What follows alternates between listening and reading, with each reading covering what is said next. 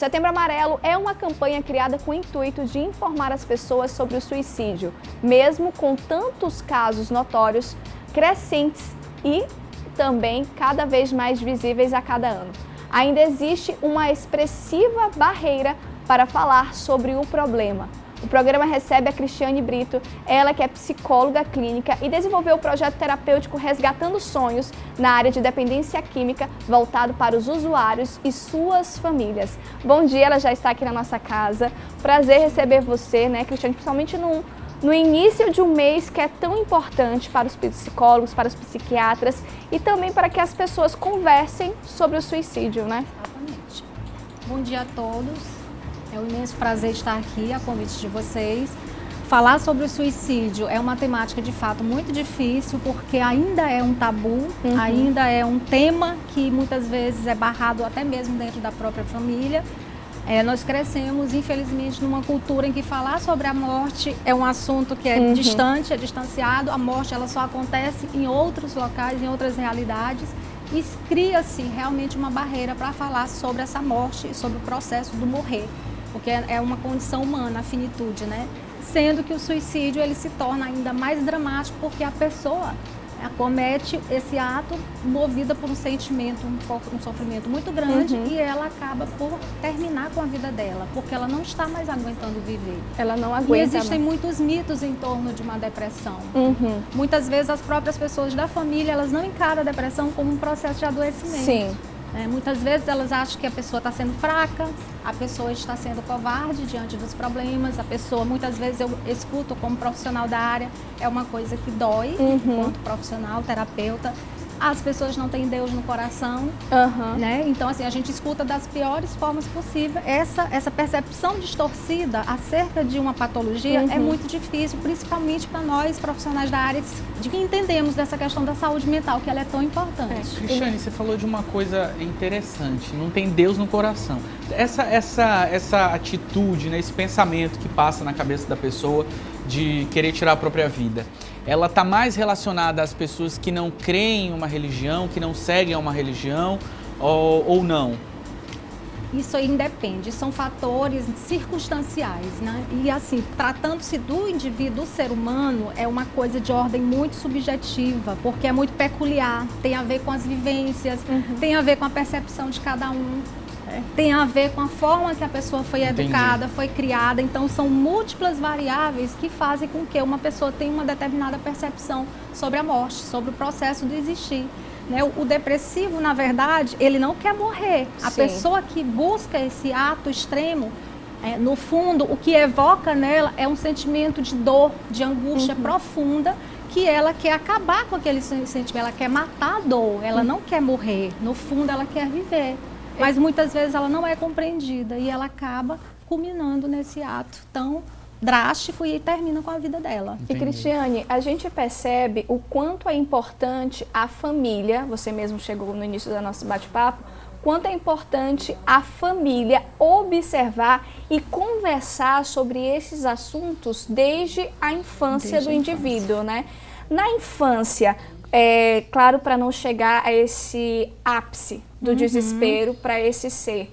Como que os pais, eles devem conversar com a criança sobre esses assuntos para já alertar, prevenir essa criança para ela não se tornar um adulto depressivo ou até mesmo pensar em suicídio? Olha, como profissional da área, né, do saber científico, da psicologia e como mãe também, eu sempre oriento os pais que conversem bastante, né, sobre tudo. Nós, claro que com crianças nós temos que ter uma linguagem mais lúdica, né? Uma linguagem menos complexa, mas explicar, olha, existem situações que podem provocar uma interrupção da vida, né? Você pode fazer coisas perigosas que você pode morrer, morar com o Papai do Céu e não dar ideia para a criança jamais. Eu atendo pacientes enlutados, pacientes que estão no processo de luto, né, por algum ente querido. E eu explico, não fale nunca que essa pessoa vai voltar. Sim. Porque esse ente querido que se foi, ele não vai voltar. É um erro, né? É um Você erro. Acreditar aquela criança, que Exato. aquela pessoa, uma hora, um Você dia... alimenta uma esperança dentro daquela criança de que a qualquer momento o pai, a mãe, alguém da família muito importante, a avó vai voltar. O que é que eu oriento? Fale que essa pessoa vai lhe amar sempre, mas que agora ela mora com o Papai do Céu e ela virou uma estrelinha que vai estar sempre olhando por você, mas ela não vai voltar. Não vai voltar. Porque já tem que ir introduzindo nessa criança o pensamento de que existe a morte, existe a De que existe a perda, realmente. Existe a né? perda e tem que elaborar todas essas frustrações desde cedo. Então esse é um primeiro passo já para a criança começar a entender, fazer já esse processo de perda, entender. Sim. E futuramente até poder evitar uma possível depressão. Exatamente. Olha que legal. O diálogo é essencial, né? Em qualquer temática. O diálogo com os filhos, desde muito cedo, o pai e a mãe têm que ter abertura para falar sobre tudo. Porque eles crescem adultos, acabam se tornando adultos mais encorajados para enfrentar as situações da vida, porque, gente, nós sempre vamos ter problemas, Sim. né? Algumas pessoas absorvem os problemas de uma forma mais, digamos assim, superdimensionada, são mais frágeis, têm uma estrutura de personalidade mais frágil. E outras pessoas são mais fortalecidas, têm o ego mais fortalecido. Cada pessoa absorve uma determinada situação de uma maneira. E a forma como a pessoa vai encarar um processo de luto, uma separação, muitas pessoas chegam lá no consultório e dizem, doutora, quando é caso, né, acontece algum caso de suicídio, meu Deus, eu me culpo, eu não me perdoo, eu não vou me perdoar muito, principalmente quando é uma mãe, um pai, porque eu só percebia uma tristeza de vez em quando. Não meu pensava filho, que era tão sério. Meu filho, minha filha esboçava alguma tristeza, chorava um pouco, e aí eu não percebia que era algo tão sério, né? E aí a pessoa acaba se culpando, mas não existe culpado nessas situações, assim. O que tem que ter é um olhar apurado, um olhar sensível, perceber, porque o depressivo, ele dá sinais. O tempo inteiro ele dá sinais. E já a gente vai conversar sobre esses sinais.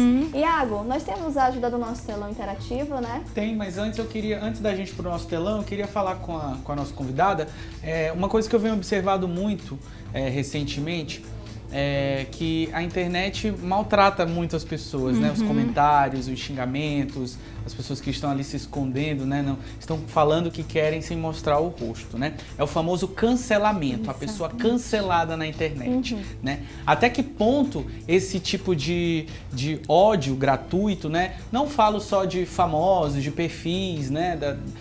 Das celebridades, eu falo de pessoas anônimas, normais, que estão ali sendo canceladas todos os dias por conta do seu posicionamento político, por conta da sua religião, por conta da sua orientação sexual e estão ali sendo ofendidas, né? Até que ponto esse cancelamento pode levar essa pessoa a tirar a própria vida? Com certeza, e eu atendo muitos adolescentes, inclusive a minha clientela maior hoje em dia no consultório é de adolescentes, então assim, eles trazem muito isso.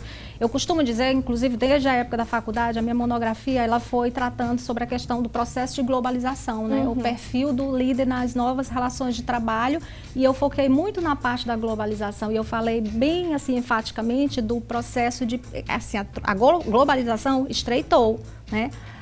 Encurtou as distâncias geográficas, fez você se comunicar com pessoas do outro lado do mundo. É uma ferramenta muito valiosa porque facilita muito a vida da gente, mas tem um lado perverso da globalização, que é justamente isso aí, né? As pessoas que não sabem utilizar essa ferramenta, ela pode usar para destruir outro ser humano, e a gente vê muito isso. E o Instagram, eu falo muito para os meus adolescentes, vocês não podem ficar focados muito no Instagram, que ali é uma realidade maquiada. As pessoas posam só virtual, né? Exatamente, muita felicidade, lugares paradisíacos, como se a pessoa tivesse uma vida perfeita. E nós somos seres de projeções, então a gente projeta, a gente quer aquela realidade pra gente. E os adolescentes que não têm uma formação de personalidade ainda, eles acabam querendo mais. E eles acabam entrando num processo de adoecimento psíquico muito precocemente em função disso também. Olha só, então pode alerta, sim, né? despertar ali talvez um gatilho, né? Com certeza. Para que a pessoa que se sinta odiada ali na internet, porque expôs ali o seu posicionamento, seu pensamento, foi cancelada e ali comete algo aí tirando a própria vida. A gente vai para o nosso telão agora, porque a gente vai falar com a nossa psicóloga aqui de alguns mitos, né? Algumas coisas que a gente lê na internet, que a gente vê no dia a dia, que muita gente acha que é balela, mas não é. São 8 mitos, pode encher a tela, o pessoal de casa acompanhar, que é muito importante esse assunto. 8 mitos sobre o suicídio que todo mundo precisa saber. Vamos lá, o primeiro. Aqueles que ameaçam se matar estão apenas querendo chamar atenção. Isso não tem nada a ver, Jamais, né? não procede nunca. Não procede. Segundo ali, ó, não é possível prevenir o suicídio. Quem quiser se matar, vai se matar. É possível sim, né? É. Não só no mês de setembro. Sim, não só no mês de setembro. Setembro é o mês que emblema essa campanha, né? Que inclusive eu convido a todas as pessoas, os telespectadores da TV Difusora, se tiverem oportunidade, eu escrevo muito, na verdade é uma terapia para mim, eu gosto muito de escrever artigos. E lá no meu Facebook eu sempre publico, hoje eu vou republicar, na verdade, um texto que eu falo de forma muito pertinente na minha visão terapêutica sobre o suicídio e todas as variáveis que estão, né, imbuídas dentro dessa temática. É muito importante, eu pontuo cada aspecto desse aí. E tem Mas mais aqui, aqui, né, Iago? Se algum aluno ou aluna pensar em tentar cometer suicídio, estará em risco de recaída para o resto da vida. Está aí, me surgiu aqui uma dúvida. Se a pessoa tentar tirar a vida uma vez, né, e ela for, digamos assim, curada, né, ela pode voltar a sentir esse pensamento novamente? Depende de tentar... do tipo de depressão. Entendi. Tem vários tipos de depressão. Existe a depressão clássica, que é o tipo mais grave da depressão, que é quando a pessoa tem todos os sintomas clássicos, né? Aquela tristeza profunda, prolongada, anedonia, que é falta de prazer total de todas as atividades que antes eram prazerosas, ela não sente mais. Retraimento social, ela se isola por completo, ela não tem mais prazer de interagir nem com a família, nem com amigos. Hipersonia, que é excesso de sono, e insônia, perda do apetite, perda do peso. Ela começa a ficar reativa, muito agressiva, às vezes com as palavras, ou se fecha total, ela não permite mais nenhum tipo de estabelecimento social. Entendi. Então, assim, esses sintomas, e às vezes acontece com ou sem sintomas psicóticos, né? Sintomas psicóticos é a depressão do tipo mais grave. Né? A pessoa começa a ter ideações suicidas, delírios de culpa, começa a se culpabilizar por tudo. Aquele sentimento de menor-valia, que é o pior sentimento que um ser humano pode ter, é instalado. A pessoa entra num sofrimento psíquico terrível e ela só quer acabar com a própria vida. Sim. Mas não necessariamente ela vai ter. Ela pode ter uma depressão de leve a moderada e ser tratada e curada. Entendi. E conseguir ter uma vida normal. Normal, né? Porque, só pontuando mais uma coisa importante com relação a isso, as pessoas, é importante esse mês porque foca muito nisso e é muito importante para nós psicólogos levantar essa bandeira, porque a saúde emocional é o carro-chefe de tudo da nossa vida. Se a nossa saúde emocional ela não estiver bem, impacta negativamente em todos os aspectos, né? A gente tem que estar bem internamente, a gente tem que saber gerenciar as nossas emoções para a gente poder lidar com as situações do cotidiano, que as demandas são muitas, né? Entendi. Vamos tem lá, mais ali, Iago? ó, 8 mitos sobre suicídio que você precisa saber. Vamos lá, tem mais aqui no nosso telão. O pessoal de casa pode acompanhar também. Aqueles que ameaçam se matar estão apenas querendo chamar a atenção. Não é possível prevenir o suicídio. Quem quiser se matar vai se matar. Algum aluno. Não devemos falar sobre o suicídio na escola, pois falar sobre o assunto aumenta os riscos de que alguém queira se matar. Tem mais 4, né? Eu sempre dou palestra sobre isso aí, prevenir, na verdade. Faço é palestra sempre com pais importante. e com alunos e com os professores. Vamos lá, tem mais? Não, tem mais aí. A nossa produção vai procurar ali e vai colocar daqui a pouco pra gente. Eu acho que só desses 4 que o Iago acabou listando pra gente, a gente sempre acaba percebendo o quanto é importante conversar sobre, né? É igual mais ou menos quando a gente começa a falar com os nossos familiares, as nossas crianças, por exemplo, sobre educação sexual. Sim. Então, esses assuntos que são tabus, né, doutora, a gente começa a perceber quanto a gente é importante conversar, apesar da criação que eu tive, a criação que você teve, foram, claro, diferentes, tem o seu núcleo familiar, cada um tem o seu, mas é importante sobre esses assuntos em comum, é importante falar. E prevenir, como você falou, né? Prevenir, adolescentes com gestações precoces, eu atendo também esse público, né? Então, assim, o diálogo muitas vezes impede a pessoa de se matar, né, o ente querido. O diálogo muitas vezes com uma adolescente que não está preparada emocionalmente para ter uma relação sexual, certamente vindo de uma mãe e de um pai, que são as figuras mais significativas da vida de qualquer ser humano, vai ter um impacto positivo. A pessoa já vai refletir, a pessoa já vai se posicionar, já vai repensar naquela situação e já vai poder agir diferente.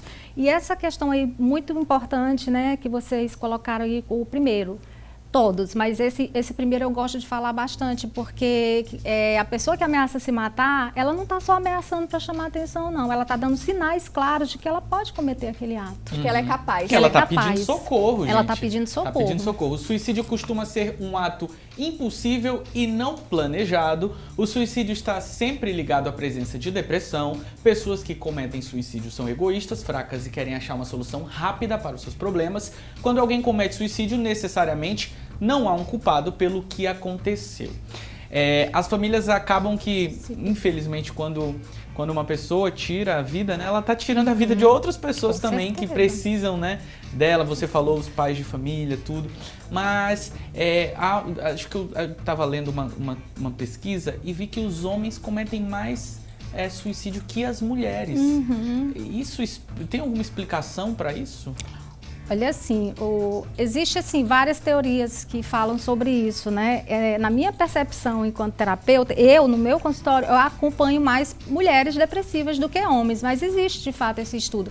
Pode estar atrelada a questão, assim, o homem se cobra muito, porque o homem tem a nossa cultura é muito machista, ele tem que ser o provedor, ele tem que ser aquela pessoa que dá aquela segurança para a família, ele bebe mais, né? Ele busca outros tipos de substâncias psicoativas, por isso que eu já trabalhei com essa temática bem, né, com o projeto Resgatando Sonhos, e eu ouvia muito isso no discurso deles. Ah, doutora, eu perdi o sentido da vida, quando eu mergulhei nas drogas, eu não vi mais sentido para nada. Então, eu só tenho vontade de me matar, só tenho vontade de acabar, porque eu sei que eu estou provocando o sofrimento para toda a minha família. E quando passa, né, a questão do uso da substância psicoativa no organismo, ele começa a ter os momentos de lucidez, aí vem a culpa, vem o remorso, vem o arrependimento, e ele começa a imaginar e saber, ter consciência que aquela família está sofrendo em função dele. Aí ele se sente um lixo, aí ele se sente assim um estorvo na vida da família, e isso mobiliza muitos homens a fazerem isso. É um turbilhão de sentimentos, com certeza. Né? Nosso tempo está quase acabando para falar sobre esse assunto tão importante, mas Cristiane, você tem um último recado para os nossos telespectadores? Tem alguma rede social? Você já falou do seu Facebook, tem um outro local que as pessoas que estão tendo sinais, estão percebendo algo estranho dentro da sua família, ou até com você mesmo, que podem entrar em contato com você? Sim, eu tenho duas coisas bem pontuais para demarcar aqui, que eu acho importante dentro da minha prática, né, enquanto psicoterapeuta. Nem mesmo os profissionais da saúde estão imunes a ter. Nós somos seres humanos antes de qualquer coisa. Psicólogos, psiquiatras, em muitos momentos, porque fatores circunstanciais motivam uma depressão. Situações extremas de vida fazem com que aquela pessoa, em algum momento, ela se veja desesperada e ela pense realmente em terminar com a própria vida. E outra coisa importante, lá no texto, no artigo que eu falo, eu gosto muito, para mim, assim, é um tema, o poeta Gonzaguinha, né? Para mim foi assim, o poeta saudoso Gonzaguinha, aquela música O Que É, né? Que fala muito dessa questão da vida, né? Do conceito da vida, a percepção. Se você for prestar atenção na letra, ele discorre muito bem, de forma muito poética e assim assertiva, com relação ao sentido da vida, que deve ser reverenciada sempre, né? E tem assim, sempre uma parte que diz, sempre desejada, por mais que seja errada. Ninguém quer a morte, só saúde e sorte. Né? Então, assim, para mim é uma verdadeira poesia. Eu gosto de remontar essa questão do suicídio com essa canção, porque ela retrata muito bem o sentimento que uma pessoa depressiva ela tem. Ela não quer morrer, ela quer viver, mas ela quer ser entendida, ela quer ser compreendida, ela quer ser amada e ela quer ser acolhida naquele sentimento, aquele sofrimento que ela está evocando e que muitas vezes não é percebido. Isso que é importante. E ela quer viver, ela quer encontrar um sentido para o seu existir. Aí o papel da família, dos amigos, né? Uma atividade física, uma caminhada, a pessoa começar a buscar outros recursos para se ajudar, a psicoterapia, né? Um atendimento especializado com profissionais da área é essencial e determinante para o processo de tratamento e cura. E no teu Instagram é o Cris Brito, Cris de Cristiane, Cris, CRS Brito, e no meu Facebook também. E hoje eu vou republicar o meu texto e quem tiver possibilidade, dá uma acessada lá para vocês darem uma olhadinha, uma clarificação bem bacana sobre esse processo de depressão. A gente agradece muito a sua participação. Eu que agradeço. A casa fica aberta para você voltar quantas vezes você quiser e a água é com você.